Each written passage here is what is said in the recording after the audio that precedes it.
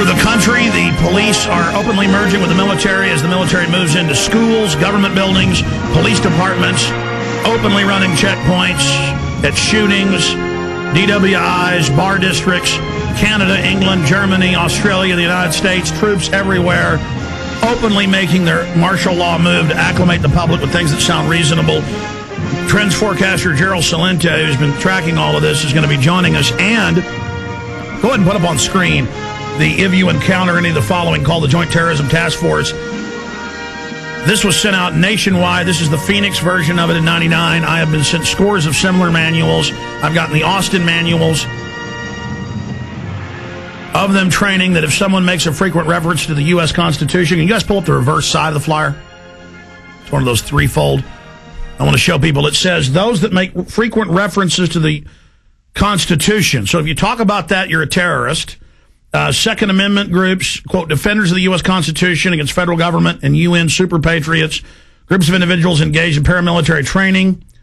It goes on to say no driver's license, refuse to identify themselves, request authority for stop, make numerous references to the U.S. Constitution, claim driving is a right, not a privilege, attempt to police the police. Yeah, how dare citizens be involved?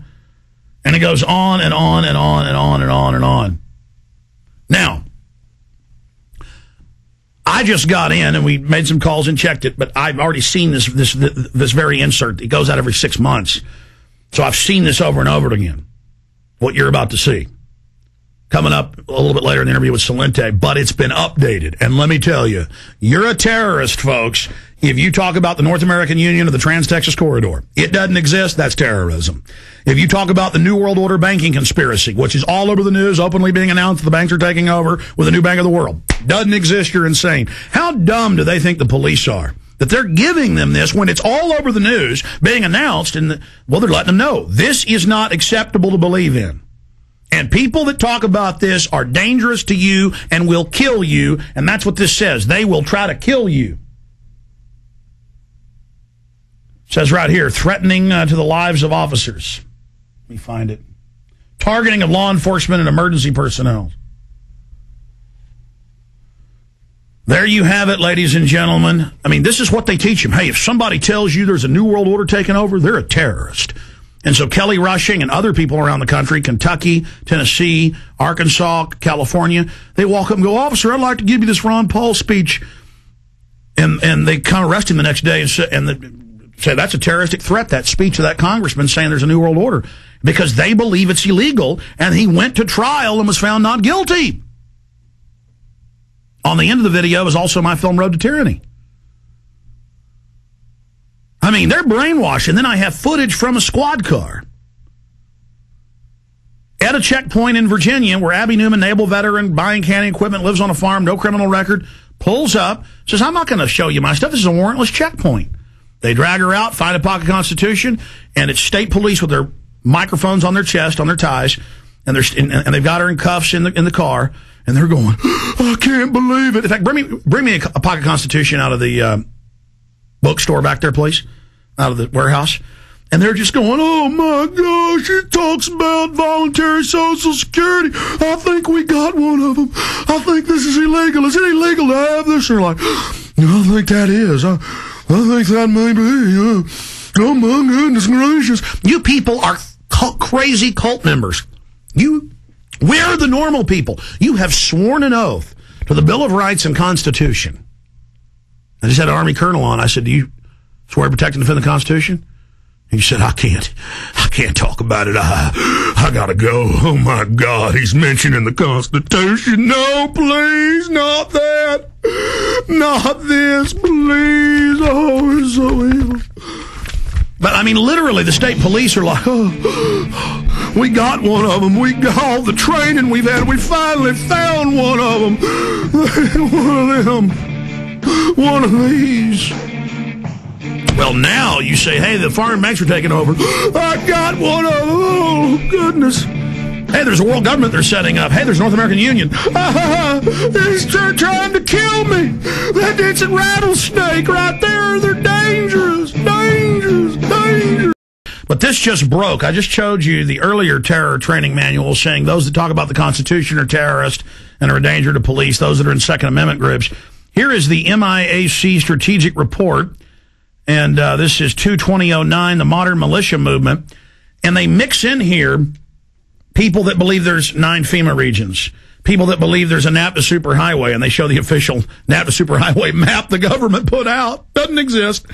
Those that don't want RFID chips being planted with them, and they mix it in then with white supremacists and others, and they say, we want you to understand the terrorist symbols. It's "Don't Tread on Me" flag of the founding fathers. Can I have a close shot, guys, please?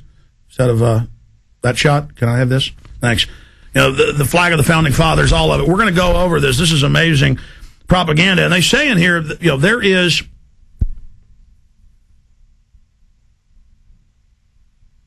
They say in there that there is, you know, no such thing as a New World Order banking takeover, as hundreds of newspapers a day say there will be a new bank of the world that you pay carbon taxes to. It just doesn't exist. You're insane terrorist if you believe it. And now they're announcing troops to be in all major police departments, running checkpoints everywhere. I've read mainstream news articles last hour. Gerald Celente, this is getting crazy. Yeah, it certainly is. Well, I heard part of the announcement for your new DVD, and what state-controlled capitalism is fascism, and that's the definition for it. It's not socialism, and that's what we're moving toward. Well, my guys are really impressed getting to meet you in person. I know you turned down Glenn Beck that day for my guys to come up and interview you for the film with late notice just a few weeks ago. So we want to thank you for being part of the Obama deception, sir. And we'll send you a link to it just so you can watch it in high quality online in the next 48 hours. So much is happening. So much of what you predicted, countries collapsing by February, March, all over the world, banks, more and more banks going under, more and more problems unfolding. Continue with your trend forecast in the short term. Well, we may see an Obama bounce. I mean, they're dumping so much money into the system that it's going to be a false flag fiscal recovery. And it's going to have a lot of people believing that prosperity is just around the corner. But the reality is we're moving into the greatest depression. And it really needs to be understood that this is a worldwide meltdown. I mean, this isn't just the U.S. The U.S. was, of course, the originator in many ways of it. But when you look what's going on around the world, my God, the former Soviet bloc countries, Estonia, Latvia, Lithuania, Romania, Hungary, Ukraine, I mean, they're all underwater. And we saw what happened with Iceland, for example. And they overthrew that government over there. We're seeing that the once vaunted Celtic Tiger boom has turned to bust. The Spanish and English building frenzies they have been subdued, and their economies are in steep decline. You look around the world, year to date, Taiwan's exports, they're down some 42%. Japan, 35%. South Korea, 17%. Worldwide, Alex, when you look at what's going on average, world trade in January has collapsed over 30%. What do people need to have them say? This is a depression. These are depression-era fall-offs. And when you look at other data, I mean, auto sales in the U.S., a week ago, they came in down 41%. What are people waiting for it to go to zero? Gerald Celente, they are announcing all over the country, and I read these articles last hour. I won't go back over them, but I'm sure you're probably aware of some of them. They're going to have Army liaison officers in all the police departments, and they're announcing in Canada, England, the U.S. that the Army is going to be patrolling America. You know, we knew this years ago, and then months ago the Pentagon announced it, but that was done quietly, just, you know, in government documents. But now the media, we're seeing the rollout of the PR. Oh, the Marines are going to be out looking for drunk drivers helping the police this week in California. Oh, the Army showed up for the shooting in Alabama and patrolled the streets. Oh, I mean, what is the Army going to do patrolling America? I mean, clearly the Army War College has said they believe things are going to completely collapse, but they're not doing anything to reverse what's caused the collapse. No, not only they're not doing anything to reverse the collapse, they're doing more to make the collapse worse. For example, and again, we're not making this stuff up. It's in the words of the confidence man in chief, President Obama. And that's, by the way, that's what this all is.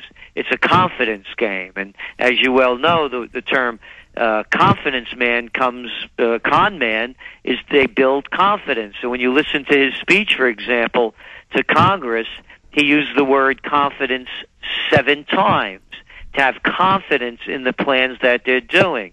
So when you look around and you see what the scheme is, what is he saying? He's saying that what they want to do is to loosen credit up again so that people could continue to borrow. And that's going to somehow regenerate the economy. Well, it was loose credit and having people borrow that got us into this problem. The nation is overwhelmed in debt.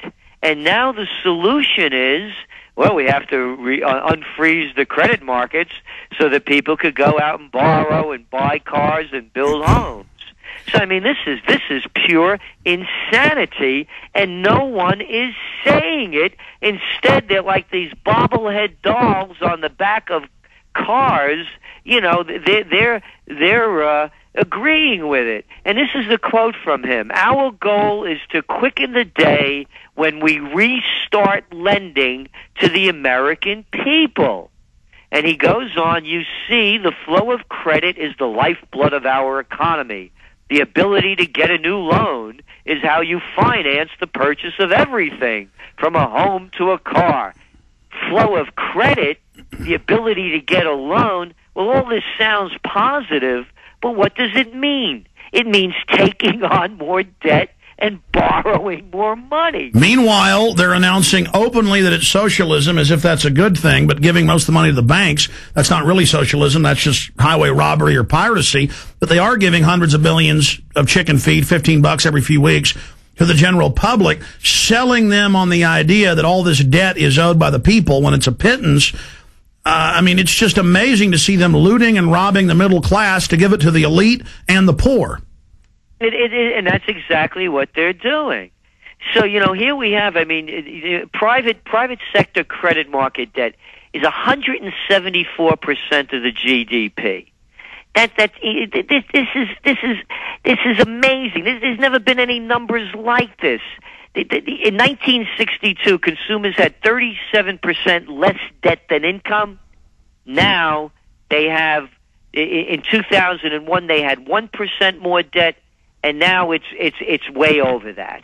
The U.S. debt to income ratio rose in the past 7 years as much as it did in the past 39 years. Which means we were already in a predatory economy that was already going into deep recession, depression years ago. In fact, I saw the headline from the federal government in January of 2007. They announced the United States is at the highest level of debt, not just in U.S. history or even the depths of the Great Depression, but in world history. Now we are a negative savings country. And as you said, it is now accelerating way past the record.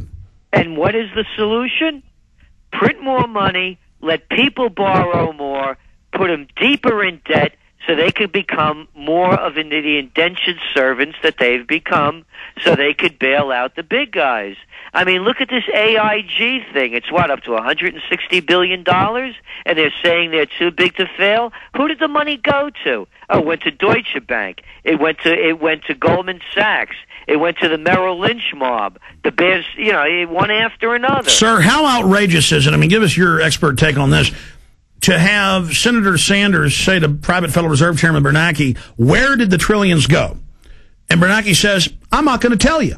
I mean, total gangster. I'm not telling you. Kiss off. Ron Paul yesterday said they should be arrested. I think it was very, very bold of him. Oh, I agree with Ron Paul as well. These are criminal acts. And I don't know how, you know, the country is getting what it deserves if it stands by and keeps letting this happen. They keep coming up with this too big to fail mantra. And what is there? I can say this with all certainty. Their mother's not better than mine. Yeah. They're too big to fail. You know, I mean, and everybody else listening out there, it's the same thing. They're not better than we are. Well, take Madoff. This elitist into this whole thing, that if they fail, then we all turn to dust. And we know what they're really doing. They've been taking the money out the back door, buying real assets and moving offshore. I mean, this is just the final looting. It is. And as you're well pointing out and alerting the people, you know, they have the troops in place. The government is ready to put down any resistance whatsoever, and they're going to start cracking down big time. I cannot begin to tell you the amount of emails we're getting about people warning us that I better keep my mouth closed because we're making a lot of people angry. And you know, when I call people like Sandy Weil, you know, rather than calling him brilliant, the former CEO of Travelers Insurance, who cobbled together Citigroup by doing a deal with Citibank, and then Smith Barney to create a one-stop financial supermarket, I call him a greedy little pig. Stay there. I want to talk about threats because we've been getting them too. And that's the cherry on top when you really know it's a tyranny. Walks like a duck, quacks like a duck. Yeah, I've been getting a lot of death threats, a lot of other dirty tricks going on. And then the FBI starts calling up the last few days when I'm on air to different extensions, going, hey, where's your office at?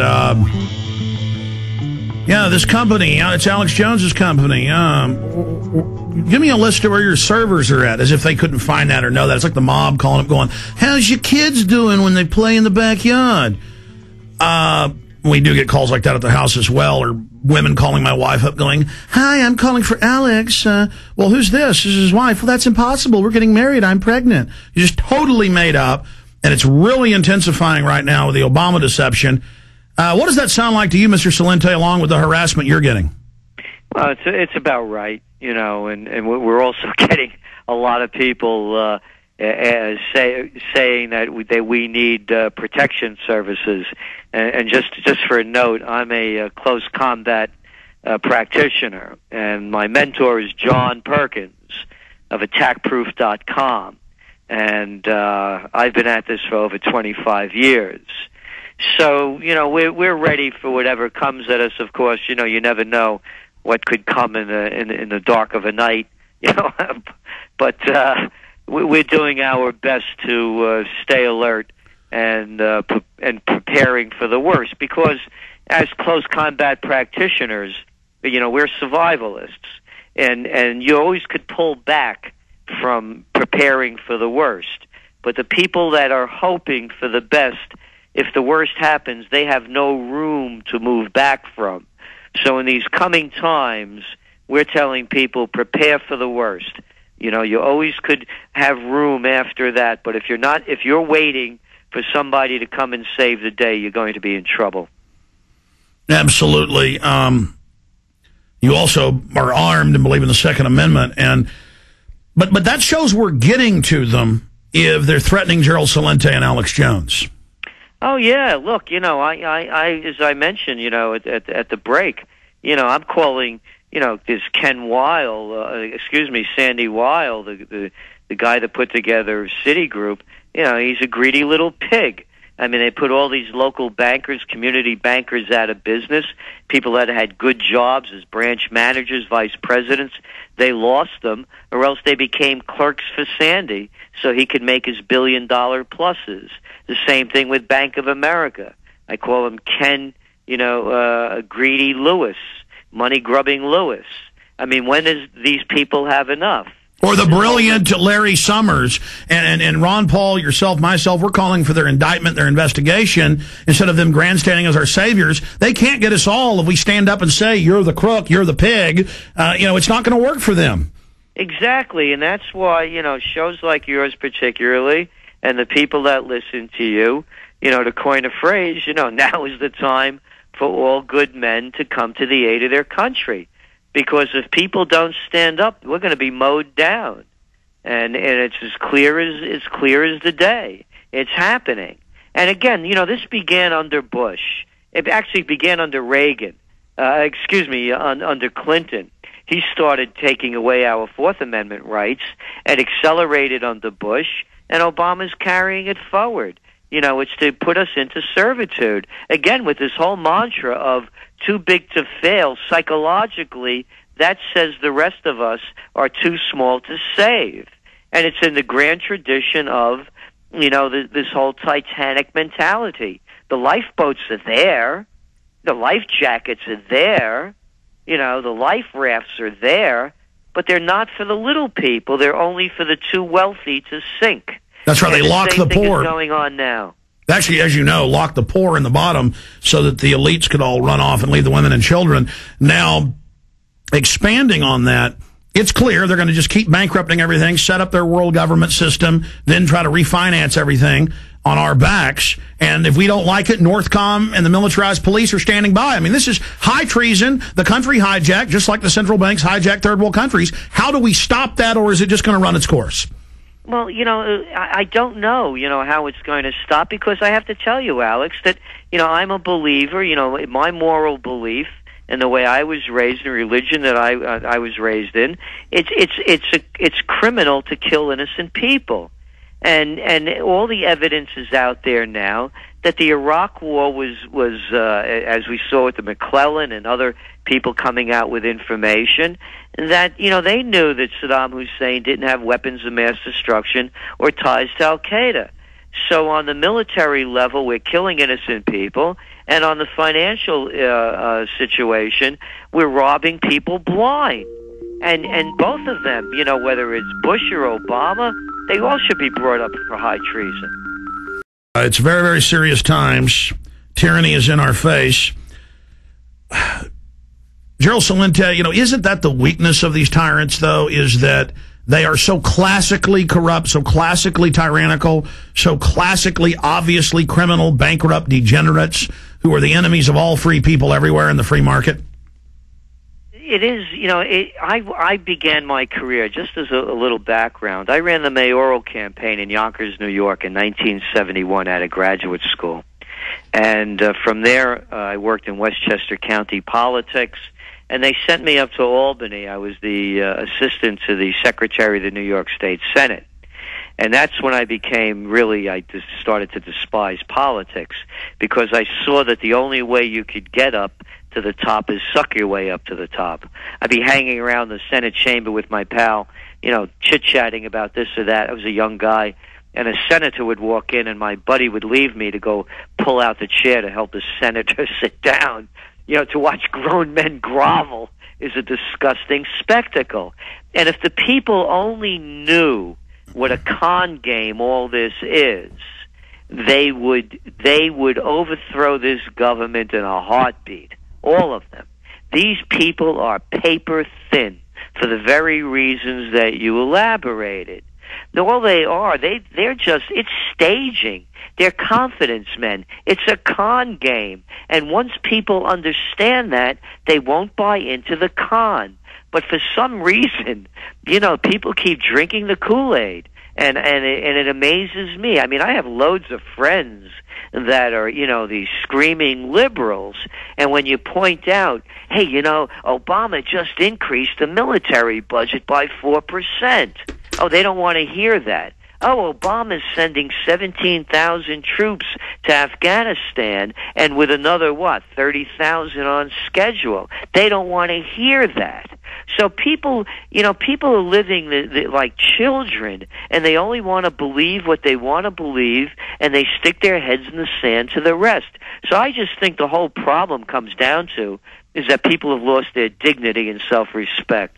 Well, that's it. They've bought into delusions and lies, just like it's always the poor, ignorant, hard-working fools that you see lined up on Friday with their paycheck with, hungry kids with snot all over them in their car. You walk in, you see the snot-covered kids in the broke-down car, and Dad's in there buying lottery tickets, buying scratch-offs, and you want to tell them, buddy, it's a scam, don't do it. They're like, I'm going to win next time. And they're like, get out of here, Mac, and you can't even buy some milk because the poor people are all lined up buying the lottery tickets, and you see them buy right back into Obama as he betrays them. And at first it was, oh, he'll end the war, he'll stop the warrantless wiretapping, he won't hire lobbyists. And now they attack me and email me and say, so what? That's how he's got to get things done, because they've bought in that they got a seat at the table, that they're living big, through Obama. It's like a 5-year-old watching a superhero cartoon and imagining jumping over the couch with pillows, that they're Superman. That's fine for a 5-year-old, but living through Obama, that you're a Superman and he's a Superman, when Newsweek and others say, confidence man, and they go, oh, it's good he's a confidence man, you need to buy into the hype, that will save you. They're openly saying buy into the fraud. I mean, this is a high level of psyop, isn't it, Gerald Celente? Well, it is definitely it's a con game, as we're saying, and again, though, there's really no magic behind any of this. It's so transparent, but the people are afraid to see it. There's no, we know who's behind the curtain. Look at the people that he has around him. I mean, I just read this whole big thing on this guy Axelrod in the New York Times. I mean, these people are. I mean, they're nothings.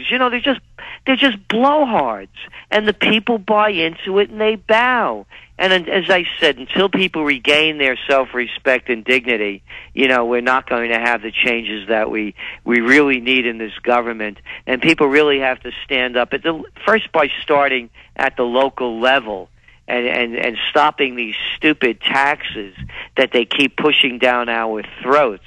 That's the beginning of it. And that's happening. You predicted that when you first came on with us 3 months ago. You'd written about it a year ago. Now, on time, tax revolts for state income tax, local taxes, carbon taxes, income taxes, these Tea Party rebellions with tens of thousands in some cities are just going wild right now. And that's just the beginning. And that's the hopeful sign. Alex, when you hit people in their pocketbook, all of a sudden they start to take notice. And that can be the genesis of this next revolution. And by the way, as your film crew knows, we're right off the most historic corners in the United States, the only place on each corner. It's gorgeous. I envy where you are at, just beautiful area of New York. And it was the seat of the revolution. And I have to tell you, I want to be part of that revolution, and I'm doing everything that I can, and we're all doing here at the Trends Research Institute, the whole team, everything that we can to make this revolution happen. I mean, I was not raised, and my parents didn't put all this work into me to be dictated by a bunch of clowns, congressional clowns. I mean, I love this language that they always use. We need a bipartisan consensus to push through these packages. Bipartisan? Who are they talking about? Pelosi, Reid, Bonner, Shelby, McConnell, Frank, Dodd? As I say, how about Laurel and Hardy and Abbott and Costello? Hey, Gerald, tell us, because you really, your roots are in your family, and anybody who's got their heads screwed on straight, that's what it's all about. We are standing on the shoulders of those that busted their butts and sacrificed and had such dignity, and just looking at the photos of your family and your parents and your Aunt Zizzy and everybody, I could just feel that love of your family, and that's why you're willing to sacrifice now for others, because you understand that's what it is to be human. What would your mother, your father, your aunt think of seeing the things that are happening now? Oh, they'd be heartbroken because, my grandfather, I remember my Aunt Zizzy telling me, your grandfather, an Italian immigrant, he was so proud to be part of this country that he was the first person online on Election Day, all dressed up and proud that he had the right to vote. Their hearts would break. Matter of fact, before my Aunt Zizzy passed on, our heart was already broken. What happened to this country? You can see it, and I think my willingness to speak out and to maintain my dignity was instilled upon me by my mother. She couldn't stand cowards, and she couldn't stand politicians. So I was raised the right way. I remember being a little boy, and a politician was campaigning in Yonkers, New York, in the old town part of the town in those days. And as he's talking, my mother, as I was pushing my little sister in the stroller, yelled out, You're all a bunch of liars. You'll say anything to get elected. So I came from good stock.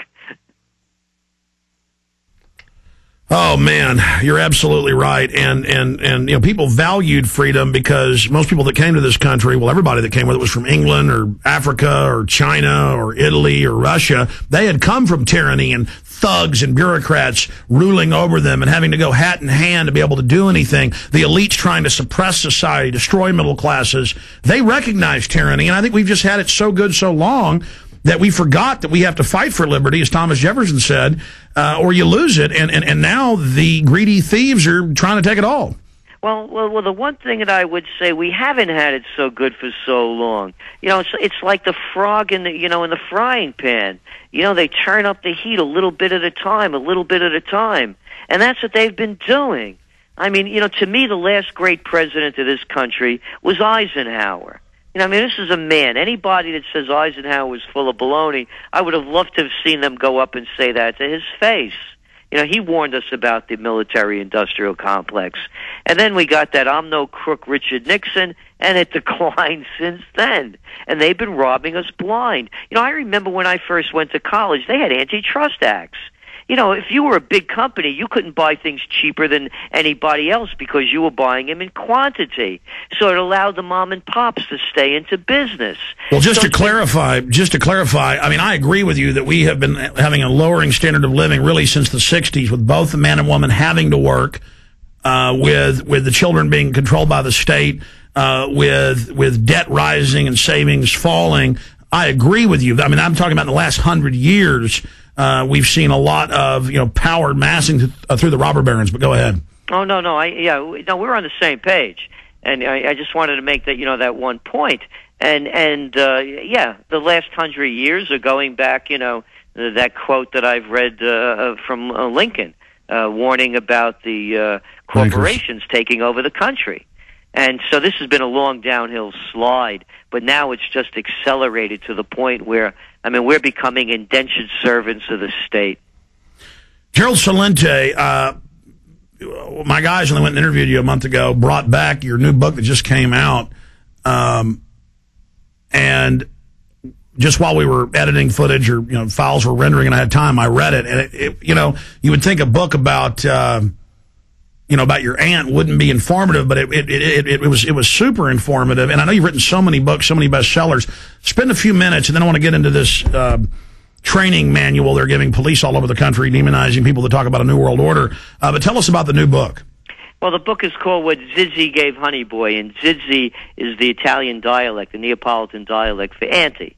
So she was my aunt, and I realized that, you know, as I spent time with her and listening to her kitchen table wisdom, that, you know, we really lost a country that was so different than the one that I grew up in and the one so many of us loved. And that's what the book is really about. If I were to rename it, I would call it When America Had a Soul. And it is a trend book in many ways in talking about where things are going. But more importantly, I think it's a book about, you know, what America was, what America is, and what America can be again if we reclaim it and take it away from the elites that have usurped so much. I mean, when I began my career in the workforce, I believe the differential between the CEO of a company and the average worker was about 20 to 1. Now it's over 500 to 1. And but the things that you're talking about, Alex, on the military moving into our neighborhoods is so frightening, and people should really become aware of this and start doing the best they can to stop this from happening. Now, they should go to all these city councils and say this is a violation of posse comitatus. I mean, this is in the police departments it's happening. You know, I remember my grandfathers, and it was normal just when you were at the dinner table, or even my dad, to explain how governments work and how history worked. And they taught the military, you don't have the military on the streets, and we're here to defend the Constitution, Bill of Rights, not what the president says if it violates that. And we've gone from that now to these training manuals. I'm going to put an old one up on screen. Okay, well, that's the new one. I've already shown the old one last hour. Strategic Report 22009. the modern militia movement, and then they mix gun owner groups, pro-gun groups, in with white supremacists. They say those that believe in a new world order. These theories vary, but most always involve a globalist dictatorship and in a world government run by banks. I mean, this is openly being announced. They show FEMA regions, they show, and I'm putting on screen right now, official North American Union SPP maps that have been on CNN of how they're going to have every major highway be an international toll road from Mexico up into the deep north of Canada.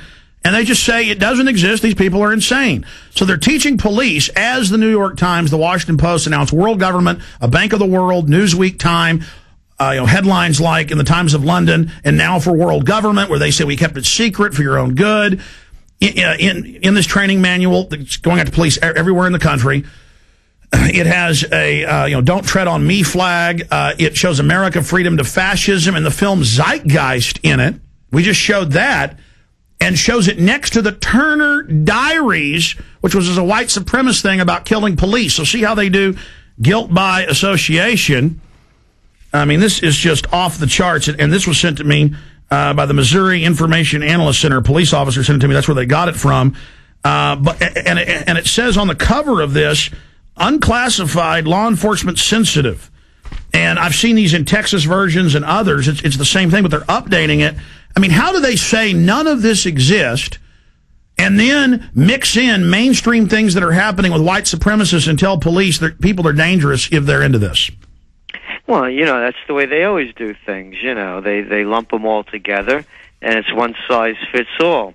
I have a question. Do you believe that the military will fire on its people? They're going to stage riots, and then it's going to look like, oh, they stopped the riots. It's reasonable to set the precedent. Like, oh, we do have FEMA camps for medical care and where you can stay. The troops are here to help at car wrecks. That's how they're rolling it out. And I believe that I think the way they're going to manipulate the military, I think a lot of them are going to fire on U.S. citizens. Because that's a question we're going to pose in the Trends Journal in the next edition. And I happen to agree with you. They'll stage riots. We always see these people that they call anarchists that always have black, always have dressed in black and have masks on. They've been caught being police in Exactly. Denver. It happened in Denver Post. Sorry, go ahead. No, exactly. I agree with you. And I think that they are going to fire on the people, unfortunately.